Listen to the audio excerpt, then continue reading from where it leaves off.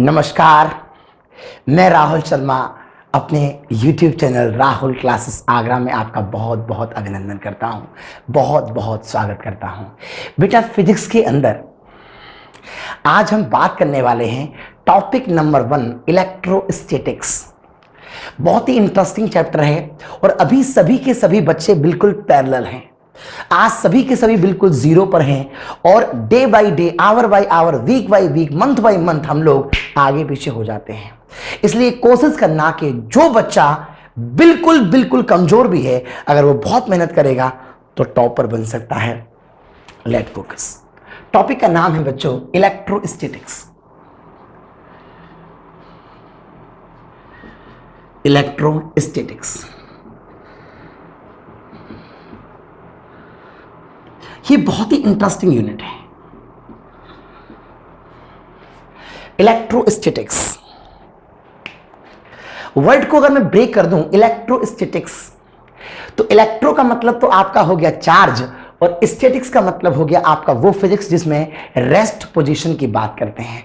इसका बड़ी सटीक और इजी डेफिनेशन है। इलेक्ट्रोस्टैटिक्स क्या है? The branch of physics which deals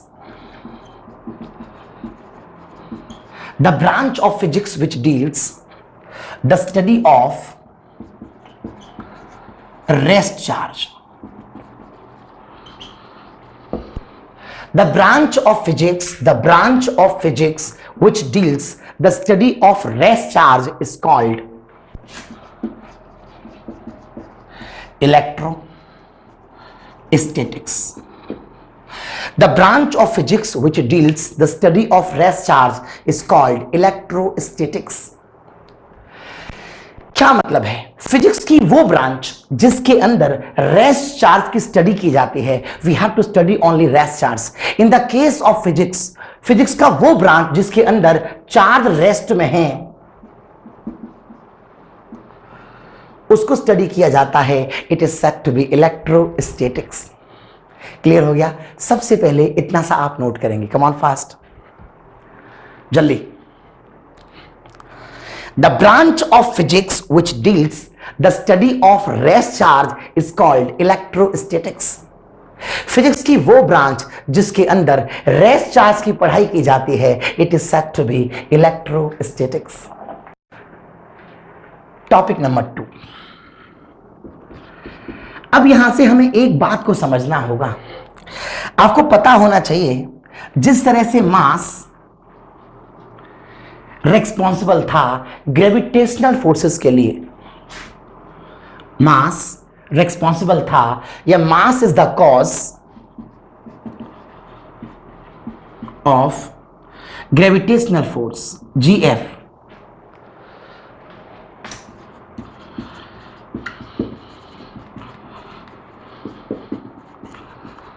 mass is the cause of gravitational forces, यानी कि ग्रेविटेशनल फोर्सेस को वर्क करने के लिए मास की नीड होती है। मास is the cause of gravitational forces. बिल्कुल एक से यहां बात होती है, charge is the cause of electrical forces.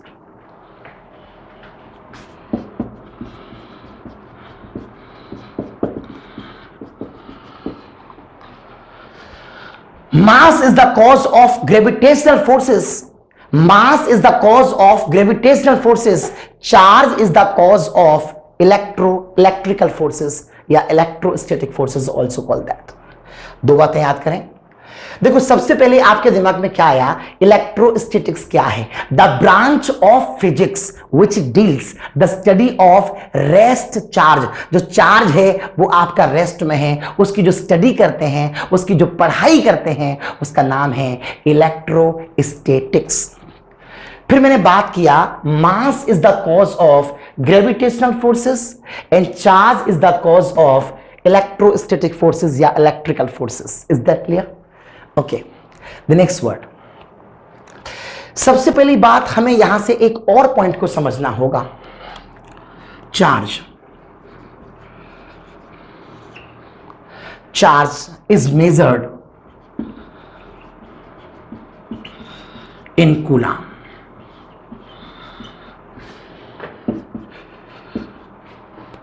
Charge is measured in coulomb. जो चार्ज होता है उसको हम कूलाम में मेजरमेंट करते हैं। Charge is measured in coulomb. Charge को हम कूलाम में मेजर करते हैं। देखिए, अगर मैं आपसे बात करता हूं फॉर एग्जांपल सोडियम की, फॉर एग्जांपल मैं बात करता हूं क्लोरीन की। सोडियम का जो एटॉमिक नंबर है, एटॉमिक नंबर वो होता है आपका Z = 11, राइट। इसका मतलब जानते हैं आप, इसके पास 11 तो इलेक्ट्रॉन होते हैं और इसके पास 11 होते हैं बेटा प्रोटॉन। और आपको पता होना चाहिए कि इलेक्ट्रॉन प्रोटॉन दोनों आपस में कट जाएंगे और चार्ज आ जाएगा आपका 0, यानी कि नो चार्ज। बिल्कुल ऐसी ही बात होती है क्लोरीन पर। इस पर उतने ही तो इलेक्ट्रॉन होते हैं, 17 तो इलेक्ट्रॉन होते हैं और यहां से 17 होते हैं आपके प्रोटॉन। अगर मैं एग्जाम्पल की बात करूं तो चार्ज आता है 0। तो हम ये कह सकते हैं कि every atom is electrically neutral.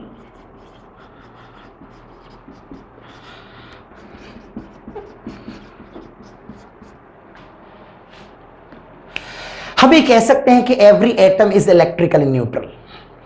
जो आपका सोडियम है उसके पास 11 इलेक्ट्रॉन होते हैं, जो आपका प्रोटॉन है वो भी आपके 11 होते हैं, यहां आपके इलेक्ट्रॉन 17 होते हैं और नेट चार्ज आता है आपका 0। जब एक एटम के पास टोटल चार्ज 0 होता है, जब एक एटम के पास कोई चार्ज नहीं होता, so atom has no charge. Atom के पास कोई चार्ज होता ही नहीं है। अब एटम के पास कोई चार्ज होता ही नहीं है तो फिर चार्ज आता कहां से है, इस बात पर डिस्कस करना होगा। लेकिन इससे पहले आप क्लास 9th में बात कर चुके हैं इलेक्ट्रॉन प्रोटॉन के बारे में, तो वो बेसिक फंडामेंटल आपको जरूर याद होगा। सबसे पहले वीडियो को पॉज करके आराम से इतना पोर्शन नोट करेंगे। Let's focus on the next point. एक बात हमें क्लियर होनी चाहिए यहां से, charge on electron -1.602 10⁻⁻⁻19 coulomb. Charge on electron -1.602 10⁻⁻⁻19 coulomb. ये हमने स्टडी किया था क्लास 11th के अंदर। दूसरा, चार्ज ऑन प्रोटॉन +1.602 10⁻⁻⁻19 इलेक्ट्रॉन। अब प्रॉब्लम यह है कि एक इलेक्ट्रॉन का चार्ज माइनस में, प्रोटॉन का चार्ज प्लस में। And we know that every atom has equal number of electron and proton. Every atom has equal number of electron और प्रोटॉन। हर एक एटम के पास इक्वल इलेक्ट्रॉन होते हैं और इक्वल प्रोटॉन होते हैं। इक्वल इलेक्ट्रॉन होते हैं, इक्वल प्रोटॉन होते हैं, इसलिए यहां पर होता है 0 चार्ज। या मैं कह सकता हूं neutral.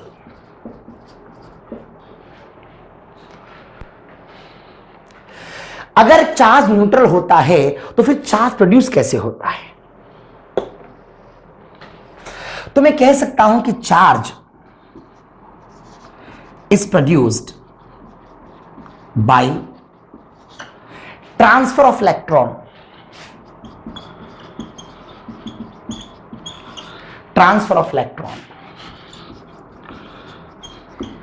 Charge is produced by transfer of electron. जो चार्ज का प्रोडक्शन होता है वो इलेक्ट्रॉन के ट्रांसफर से होता है।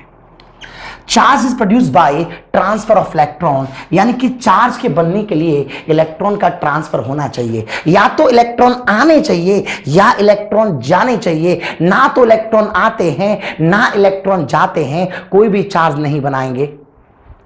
तो यानी कि अब आप यू को समझना पड़ेगा कि charge on electron is this, charge on proton is this, every atom has equal number of electron and proton, जितने प्लस होते हैं उतने माइनस होते हैं और कट करके टोटल चार्ज आ जाता है 0। उसका जवाब ये हो गया, every atom has equal number of electrons and protons. Charge is produced by transfer of electron, charge तभी प्रोड्यूस होता है जब इलेक्ट्रॉन ट्रांसफर होते हैं। आपको याद होगा सोडियम में से एक इलेक्ट्रॉन निकला था तब Na+ बना था, क्लोरीन पर इलेक्ट्रॉन आया था तब Cl- बना था, क्योंकि आपको पता था यहां पर 2, 8 और 1 हुआ करते थे। भाई सोडियम की मैं बात अगर आपसे करूं तो आप कहेंगे सर सोडियम का एटॉमिक नंबर 11 था, पहले सेल में 2 थे, दूसरे सेल में 8 थे, लास्ट सेल में 1 था। आपको पता होना चाहिए जितने इसके पास में इलेक्ट्रॉन थे उतने ही इसके पास में प्रोटॉन थे, इसलिए आंसर 0। जब सोडियम में से एक इलेक्ट्रॉन तुमने निकाल दिया ये वाला, तो इलेक्ट्रॉन कितने रह गए बेटा? 10 इलेक्ट्रॉन आपके 10 रह गए, तो 10 इलेक्ट्रॉन और 10 प्रोटॉन तो कट जाएंगे, प्लस 1 इलेक्ट्रॉन आपका एक्स्ट्रा है, सॉरी 1 प्रोटॉन आपका एक्स्ट्रा है। यानी कि चार्ज कब प्रोड्यूस हुआ? जब उसमें से 1 इलेक्ट्रॉन ट्रांसफर हुआ, उसमें से 1 इलेक्ट्रॉन रिमूव हुआ, उसमें से 1 इलेक्ट्रॉन लॉस्ट हुआ। बिल्कुल ऐसे आप कह सकते हैं कि बात करते हैं अगर आप क्लोरीन की, इसके पास में 17 थे, यानी कि इसके पास में इलेक्ट्रॉनों की जो क्वांटिटी थी वो कितनी थी? 17, और प्रोटॉन भी कितने थे बेटा? 17, टोटल आंसर 0। लेकिन जैसे ही आपने इस क्लोरीन को 1 इलेक्ट्रॉन और दिया, आपको पता होना चाहिए इसके लास्ट सेल में 7 इलेक्ट्रॉन थे, इसे 1 इलेक्ट्रॉन की और नीड थी, तो इसने जैसे ही 1 इलेक्ट्रॉन और लिया तो 1 इलेक्ट्रॉन लेने से जहां पर आपके 17 थे वहां पर आपके 18 इलेक्ट्रॉन हो गए, और जहां पर आपके प्रोटॉन देते थे उतने हो गए। 17 इलेक्ट्रॉन 17 प्रोटॉन तो कट जाएंगे और 1 इलेक्ट्रॉन बचा, इसलिए Cl-। मैं आपसे क्या कहना चाहता हूं? Charge is produced by the transfer of electron, electron के ट्रांसफर होने से चार्ज का प्रोडक्शन होता है, बिना ट्रांसफर के इलेक्ट्रॉन्स का चार्ज, बिना ट्रांसफर के चार्ज क्रिएट नहीं हो सकता। याद रखें, charge is produced by transfer of electrons, electrons का ट्रांसफर होना चाहिए तब जाकर के चार्ज का प्रोडक्शन होता है। Right now okay. वो वाला पोर्शन नोट मत करना भी, ये वाला नोट मत करना भी, ये मैं समझाऊंगा। फिलहाल ये पूरा पोर्शन नोट कर दीजिए, मैं आगे बढ़ता हूं। Let's focus on the next point. अभी हमें क्लियर हो गया कि जब तक इलेक्ट्रॉन ट्रांसफर नहीं होंगे तब तक चार्ज नहीं बन सकता। हर एटम के पास इक्वल इलेक्ट्रॉन्स होते हैं, इक्वल प्रोटॉन्स होते हैं, इलेक्ट्रॉन ट्रांसफर नहीं होंगे, चार्ज प्रोड्यूस नहीं हो सकता। अब एक बहुत ही इंपॉर्टेंट बात आपको समझाने जा रहा हूं जिसका नाम है बच्चों वर्क फंक्शन। क्या नाम है? Work function. Listen to me and focus. Work function का सिंबल होता है बच्चों फाई नॉट। क्या सिंबल होता है? Phi not. डेफिनेशन सामने है, the amount of energy which is required, the amount of energy which is required to just remove electron from material is called work function. Work function क्या है? किसी material से, जैसे for example मेरे पास में ये डस्टर है, इस डस्टर से इलेक्ट्रॉन को निकालने के लिए जितनी एनर्जी की नीड होती है उसका नाम है वर्क फंक्शन। वर्क फंक्शन कहलाएगा। इस मार्कर में से इलेक्ट्रॉन को निकालने के लिए मुझे जितनी नीड होती है उसका नाम है वर्क फंक्शन।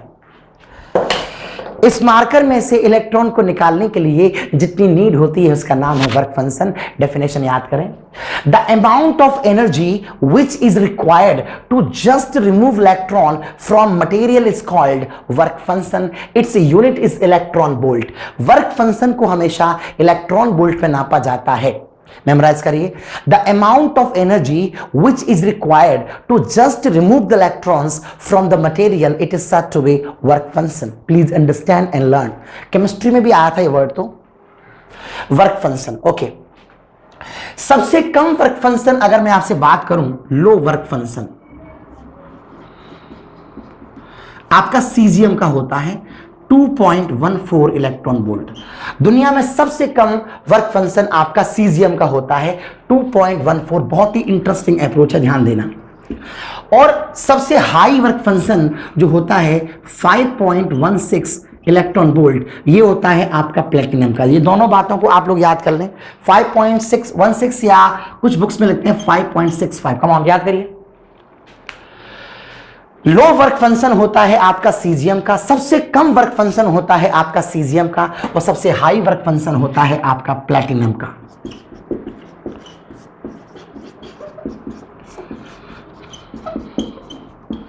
इसका मतलब शुद्ध भाषा में मैं ऐसे कहूं, सीजियम के इलेक्ट्रॉन को निकालने के लिए 2.14 चाहिए और प्लैटिनम को निकालने के लिए 5.65 चाहिए। तो इसका मतलब है ये बढ़िया क्वालिटी का कंडक्टर है और ये बढ़िया क्वालिटी का कंडक्टर नहीं माना जाएगा। मेमोराइज करें।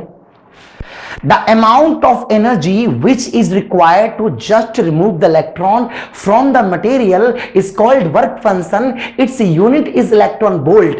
And low work function दुनिया में सबसे कम, अगर किसी ने पूछा पूरे दुनिया के अंदर सबसे कम वर्क फंक्शन किसका है, तो आपका जवाब होगा सर लो वर्क फंक्शन होता है आपका सीजियम का। और सबसे हाई किसका होता है बेटा? प्लेटिनम का। मेमोराइज करिए और नोट करिए। Come on, focus on the next point. हम लोगों को क्या क्या क्लियर हो गया भाई? हमको क्लियर हो गया वर्क फंक्शन क्या चीज होती है, बताएंगे? The amount of energy which is required to just remove the electron from the material is called work function. Is called work function. अच्छा मटेरियल किसे कहते हैं? अच्छा मटेरियल का मतलब है जिसमें एनर्जी आराम से पास हो जाएगी, जिसका वर्क फंक्शन कम होगा। मैं ये सब बातें भी आपसे करूंगा, पहले समझने का कुछ प्रयास करिए। यहां कुछ लिखा हुआ है, when one body rubbed on other body. जब एक बॉडी को दूसरी बॉडी के ऊपर रगड़ा जाता है, रब किया जाता है। When one body rubbed on other body, जब एक बॉडी को दूसरी बॉडी के ऊपर ऐसे करके रगड़ा जाता है। Then the charge is produced, तब चार्ज का प्रोडक्शन होता है। When one body rubbed on other body, जब एक बॉडी को दूसरी बॉडी पर रगड़ा जाता है, then the charge is produced, the charge आपका प्रोड्यूस होता है, और एक चार्ज होता है आपका पॉजिटिव और एक चार्ज होता है आपका नेगेटिव। आपको बात पकड़ में आ रही है? When one body rubbed on other body, जब एक बॉडी को दूसरी बॉडी पर रगड़ा जाता है तो उस कंडीशन में चार्ज का प्रेडिक्शन होता है, और एक चार्ज होता है आपका पॉजिटिव और एक चार्ज होता है आपका नेगेटिव। ये बात किसने कही थी? ये बात कही थी अमेरिकन साइंटिस्ट बेंजामिन फ्रैंकलिन ने। किसने कही थी? अमेरिकन साइंटिस्ट बेंजामिन फ्रैंकलिन ने ये बात कही थी कि किस तरह से चार्ज पॉजिटिव है और नेगेटिव है। अब मैं कुछ आपको सीरीज एक्सप्लेन करने की कोशिश करता हूं। यहां आ जाइए। Object acquiring two kinds of charges. कब? रब करने के बाद जो चार्ज प्रोड्यूस होगा, एक तरफ आपका पॉजिटिव है और एक तरफ आपका नेगेटिव है। बात को समझना पहले। ग्लास की रॉड को, किसको बेटा? ग्लास की रॉड को। ये मेरे पास ग्लास की रॉड है और ये मेरे पास एक सिल्क क्लॉथ है। ग्लास की रॉड को सिल्क के कपड़े पर जब रगड़ा जाएगा, ऐसे करके रगड़ा जाएगा, ऐसे करके रगड़ा जाएगा, तो ग्लास की रॉड पर तो आता है पॉजिटिव, ग्लास की रॉड पर तो आता है बेटा पॉजिटिव, और सिल्क के कपड़े पर आता है नेगेटिव। मैं आपको समझाऊंगा भी ऐसा क्यों होता है, परेशान मत होइए। फर या फिर वूलन क्लोथ, जो ऊनी कपड़ा होता है, अगर उसको रगड़ा जाता है रबर रॉड के साथ, रबर की जो रॉड होती है उस पर अगर रगड़ा जाता है, तो उस कंडीशन में जो वूलन क्लोथ होते हैं उस पर भी आता है आपका पॉजिटिव, और जो एबोनाइट की छड़ होती है इन पर आता है आपका नेगेटिव। क्लियर है? वूलन कोट, ऊनी जो कोट होता है, अगर उसको प्लास्टिक सीट के ऊपर रगड़ा जाता है, रगड़ने का मतलब है जो बस में हम कहीं भी बैठते हैं, प्लास्टिक सीट पे बैठते हैं, तो यहां पर तो आता है आपका पॉजिटिव और यहां पर आता है आपका नेगेटिव। ड्राई हेयर से अगर कॉम को इस तरह से रगड़ा जाता है, ड्राई हेयर से कॉम को रगड़ा जाता है, तो ड्राई हेयर पर आता है बेटा पॉजिटिव और कॉम पर आता है बेटा नेगेटिव। ये आपको एक तो याद होना चाहिए, लेकिन इनके कॉजेस भी मैं एक्सप्लेन करूंगा। पहले याद कर लीजिए। When one body rubbed on other body, जब एक बॉडी को दूसरी बॉडी पर रगड़ा जाता है तो उससे चार्ज का प्रोडक्शन होता है। मैं उसे कह सकता हूं फ्रिक्शनल इलेक्ट्रिसिटी। क्या कह सकता हूं? Frictional electricity. ओके, और चार्ज की कहानी, दो चार्ज होते हैं, एक पॉजिटिव होता है और एक नेगेटिव होता है। जो पॉजिटिव होता है वो अमेरिकन साइंटिस्ट ने एक्सप्लेन किया था, उसका नाम क्या होता है बेटा? Benjamin Franklin. Object acquiring two kinds of charges, एक होता है आपका पॉजिटिव चार्ज और एक होता है हमारा नेगेटिव चार्ज। ग्लास रॉड को सिल्क के कपड़े पर रगड़ेंगे तो यहां पर पॉजिटिव आएगा, यहां पर नेगेटिव आएगा, और अगर वूलन क्लॉथ को रगड़ेंगे एबोनाइट के ऊपर तो यहां पॉजिटिव आएगा, यहां नेगेटिव आएगा, यहां ऐसे आएगा, यहां ऐसे आएगा। इनको आपको याद करना है। That's good. अब थोड़ा सा कुछ एक्सप्लेन करने की कोशिश करता हूं, ये आप आराम से याद करना, नोट करना। पहले इन सभी चीजों को एक बार यहां पर बहुत ही इंपॉर्टेंट बात समझा रहा हूं, ध्यान देना, नोट करके सुनिए। किस बॉडी पर चार्ज पॉजिटिव आएगा और किस बॉडी पर चार्ज नेगेटिव आएगा, बात को समझना भाई। देखो, सबसे पहले बात में एक छोटी सी चीज आपको एक्सप्लेन कर दूं। जब किसी एक बॉडी को दूसरी बॉडी से हम रगड़ते हैं, हम किसी एक बॉडी को दूसरी बॉडी के ऊपर रगड़ते हैं तो इस तरह से रगड़ते हैं। अगर आप अपने दोनों हाथों को रब करोगे इस तरह से रगड़ के देखो, तो उस कंडीशन में दोनों हाथों को हम ऐसे करके रब करेंगे, रब करेंगे, रब करेंगे, आपके दोनों हाथ गर्म हो जाएंगे और इसका मतलब है कि वहां पर हीट प्रोड्यूस होगी।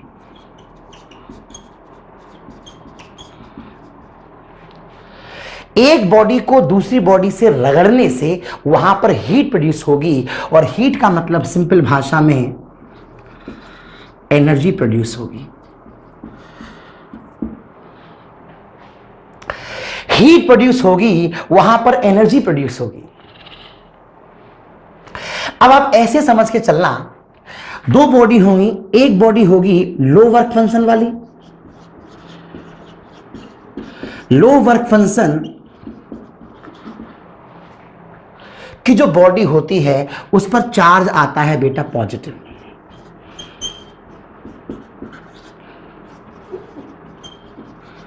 और जो बॉडी हाई वर्क फंक्शन वाली होती है या लार्ज वर्क फंक्शन वाली होती है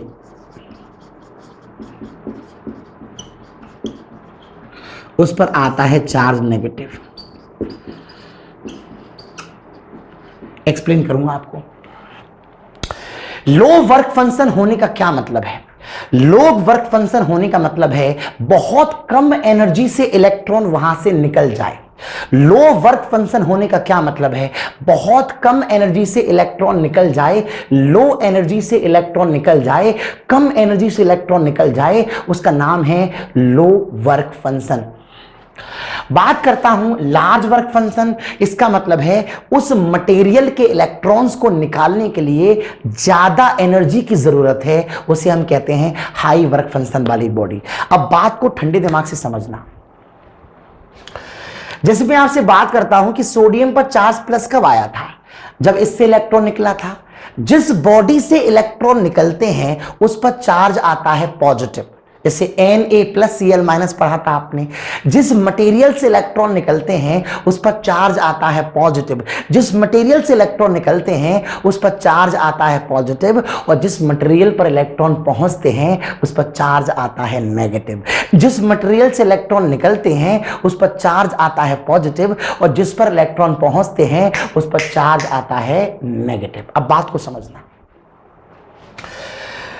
तो मैंने आपसे बोला कि एक बॉडी को दूसरी बॉडी से जब रब करते हैं लगातार, तो रब करने से हीट प्रोड्यूस होती है। हीट प्रोड्यूस होने से एनर्जी प्रोड्यूस होती है, और जब आप रब कर रहे हैं ऐसे करके, वो एनर्जी इस मटेरियल को भी मिलती है और इसको भी मिलती है। अब जैसे मैंने आपसे एग्जांपल लिया कि ये मेरे पास सिल्क का क्लॉथ है और ये मेरे पास ग्लास की रॉड है। अगर मैं ऐसे करके दोनों को रब करता हूं, दोनों को रब करता हूं, दोनों को रब करता हूं, दोनों को रब करता हूं, तो मैं आपको बताना चाहता हूं यहां से एक हीट प्रोड्यूस होगी। और वो जो हीट होगी वो सिल्क के कपड़े को भी मिलेगी, और वो जो हीट होगी वो ग्लास की रॉड को भी मिलेगी। जब ग्लास की रॉड को सिल्क के कपड़े से रगड़ा जाता है तो ग्लास की रॉड को भी हीट मिलेगी, सिल्क के कपड़े को भी हीट मिलेगी। और मैं आपको बता दूं, केमिस्ट्री के अंदर आपको पढ़ाया जाता है कि ग्लास ठोस नहीं होते, ग्लास सॉलिड नहीं होते, बल्कि ग्लास सुपर कूल्ड लिक्विड होते हैं। केमिस्ट्री के टॉपिक में आपको पढ़ाया जाता है। तो जैसे हम इसको ऐसे करके रगड़ते हैं तो एक्चुअली जो ग्लास होता है उसका वर्क फंक्शन होता है बेटा लो वर्क फंक्शन।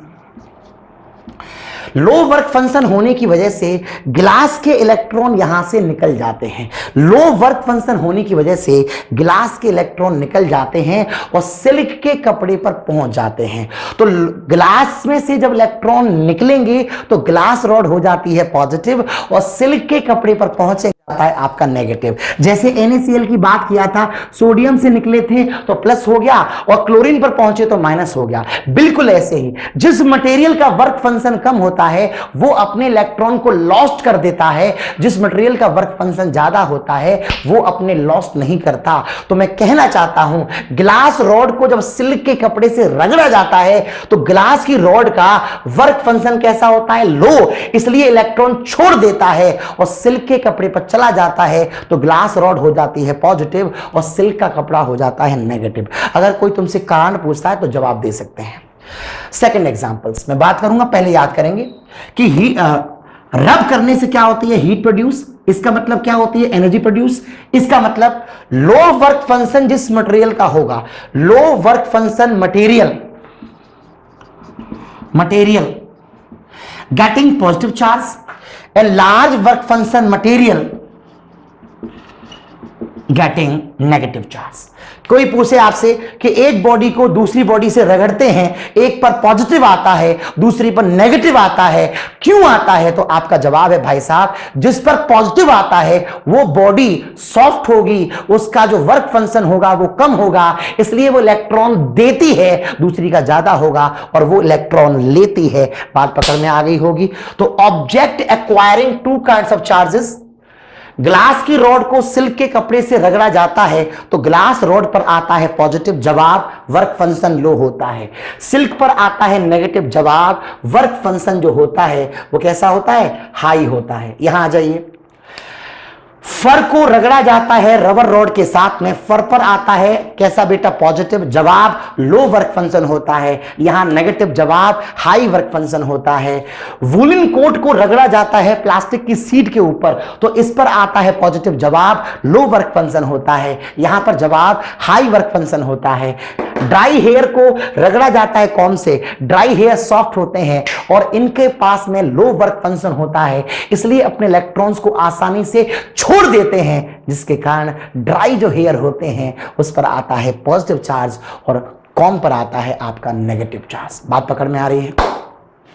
तो एक बार मैं पूरे टॉपिक को रिवाइज कर दूंगा और आप लोग वीडियो को पॉज कर लेना, वीडियो पॉज करके आराम से नोट कर लेना, लेकिन जाते जाते मैं आपको एक बार रिवाइज कर दूं, उसके बाद आप आराम से नोट कर लीजिएगा वीडियो को पॉज करके।